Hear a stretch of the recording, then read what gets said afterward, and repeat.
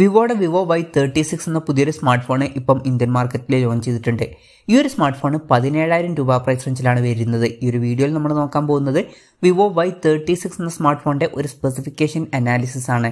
നമ്മൾ ആദ്യം എടുത്തു പറയേണ്ട ഫീച്ചേഴ്സിനെ പറ്റി പറയുകയാണെന്നുണ്ടെങ്കിൽ ഫോണിന്റെ ബാക്കിൽ ഒരു ഗ്ലാസ് ബാക്ക് ഡിസൈനും കാര്യങ്ങളൊക്കെ കൊടുത്തിട്ടുണ്ട്. അത് വേണമെന്നുണ്ടെങ്കിൽ നമുക്ക് എടുത്തു പറയേണ്ട ഫീച്ചേഴ്സിൽ പറയാവുന്നതാണ്. ഇനി ഈ ഒരു പ്രൈസ് റേഞ്ചിൽ വലിയ തരക്കേടില്ല എന്ന് തോന്നിയിട്ടുള്ള ഫീച്ചേഴ്സിനെ പറ്റി പറയുകയാണെന്നുണ്ടെങ്കിൽ നമുക്ക് ബാറ്ററി ഈ ഒരു സെക്ഷനിൽ ഉൾപ്പെടുത്താവുന്നതാണ്. 5000 mAh ബാറ്ററി ഇതിൽ കൊടുത്തിട്ടുണ്ട്. 44 വാട്ടിന്റെ ഫാസ്റ്റ് ചാർജിംഗ് സപ്പോർട്ട് ഇതിൽ വരുന്നുണ്ട്. ഇത് ഈ ഒരു പ്രൈസ് റേഞ്ചിൽ തരക്കേടില്ലാത്ത നല്ലൊരു ചാർജിങ് സ്പീഡൊക്കെ തന്നെയാണ്. ടൈപ്പ് സി ചാർജിംഗ് പോർട്ടും ഇതിൽ വരുന്നുണ്ട്. അപ്പം അത്യാവശ്യം തരക്കേടില്ലാത്ത നല്ലൊരു ബാറ്ററി സെറ്റപ്പ് ഒക്കെ ഈ ഫോണിൽ വരുന്നുണ്ട് എന്ന് പറയാവുന്നതാണ്. പിന്നെ സൈഡ് മൗണ്ടഡ് ഫിംഗർ പ്രിന്റ് സെൻസറാണ് ഈ ഫോണിൽ കൊടുത്തിരിക്കുന്നത്. ഫോണിന്റെ വെയിറ്റ് വരുന്നത് ഏകദേശം 202 ഗ്രാമാണ്. തിക്നെസ് വരുന്നത് 8.17 mm ആണ്. പിന്നെ ഈ ഫോണിൽ IP54 റേറ്റിംഗ് ഒക്കെ സപ്പോർട്ട് ചെയ്യുന്നുണ്ട്.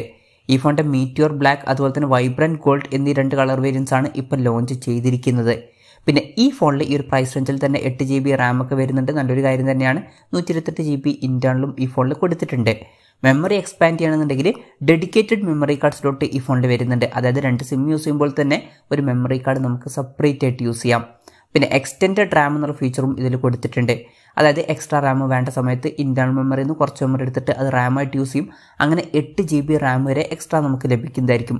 3.5 mm ഓഡിയോ ജാക്ക് ഈ ഫോണിൽ വരുന്നുണ്ട്. ആൻഡ്രോയിഡ് 13 ബേസ് ആയിട്ടുള്ള ഫൺ ടച്ച് OS സോഫ്റ്റ്വെയർ ആണ് ഈ ഫോണിൽ കൊടുത്തിരിക്കുന്നത്. സെൽഫി ക്യാമറയുടെ കാര്യം പറയുകയാണെന്നുണ്ടെങ്കിൽ ഫ്രണ്ടിൽ 16 MP സെൽഫി ക്യാമറ വരുന്നുണ്ട്.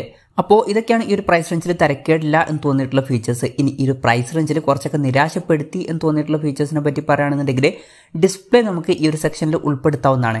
6.64 ഇഞ്ചിന്റെ ഫുൾ HD+ ഡിസ്പ്ലേ ഈ ഫോണിൽ കൊടുത്തിട്ടുണ്ട്. IPS LCD പാനലാണ് ഈ ഫോണിൽ ഉപയോഗിച്ചിരിക്കുന്നത്.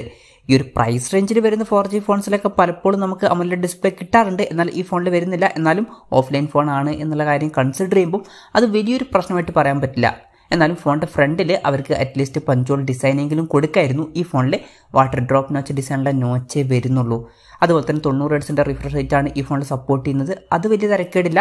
240 Hz ടച്ച് സാമ്പിളിംഗ് റേറ്റും ഇതിൽ വരുന്നുണ്ട്. ഈ ഒരു പ്രൈസ് റേഞ്ചിൽ 120 Hz റിഫ്രഷ് റേറ്റും കൂടി ഉണ്ടായിരുന്നെങ്കിൽ കുറച്ചും കൂടി നന്നായേനെ. ഫോണിന്റെ പീക്ക് ബ്രൈറ്റ്നസ് വരുന്നത് 650 nits ആണ്. അപ്പോൾ ഡിസ്പ്ലേ ഫീച്ചേഴ്സ് മൊത്തത്തിൽ നോക്കുകയാണെന്നുണ്ടെങ്കിൽ അത്ര മികച്ച ഡിസ്പ്ലേ ഫീച്ചേഴ്സ് ആണ് എന്ന് പറയാൻ പറ്റില്ല. പ്രത്യേകിച്ച് 4G ഫോൺ ആണ് എന്നുള്ള കാര്യം കൺസിഡർ ചെയ്യുമ്പം ഈ ഒരു പ്രൈസ് റേഞ്ചിലൊക്കെ ഇനി AMOLED ഡിസ്പ്ലേ കൊടുത്തിട്ടില്ലെങ്കിലും അറ്റ്ലീസ്റ്റ് അവർക്ക് 120 Hz റിഫ്രഷ് റേറ്റും അതുപോലെ തന്നെ പഞ്ചോൾ ഡിസൈനെങ്കിലും കൊടുക്കായിരുന്നു. ഇനി നിരാശപ്പെടുത്തി എന്ന് തോന്നിയിട്ടുള്ള മറ്റൊരു കാര്യം ഇതിന്റെ പ്രോസസ്സറാണ്. സ്നാപ്ഡ്രാഗൺ 680 എന്ന പ്രോസസ്സറാണ് ഈ ഫോണിൽ കൊടുത്തിരിക്കുന്നത്. ഒരു 14,000 രൂപയ്ക്ക് താഴേക്കാണെന്നുണ്ടെങ്കിൽ ഈ ഒരു പ്രോസസ്സർ വലിയ തരക്കേടില്ല എന്നൊക്കെ പറയാവുന്നതാണ്.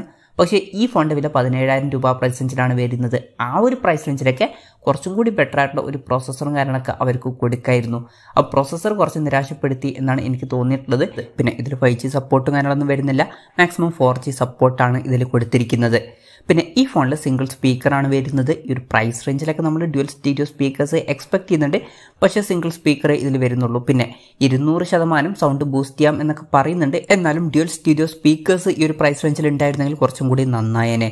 പിന്നെ ബാക്ക് ക്യാമറയുടെ കാര്യം പറയുകയാണെന്നുണ്ടെങ്കിൽ ഫോണിന്റെ പിന്നിൽ ഡ്യുവൽ ക്യാമറ സെറ്റപ്പ് കൊടുത്തിട്ടുണ്ട്.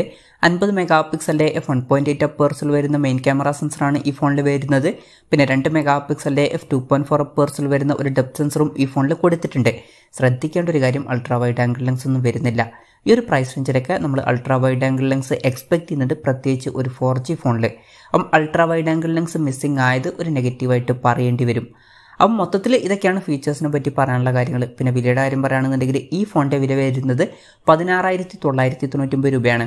HDFCയുടെ കാർഡ് യൂസ് ചെയ്യുകയാണെന്നുണ്ടെങ്കിൽ 1,500 രൂപയുടെ ഓഫും കാര്യങ്ങളൊക്കെ ലഭിക്കുന്നതായിരിക്കും.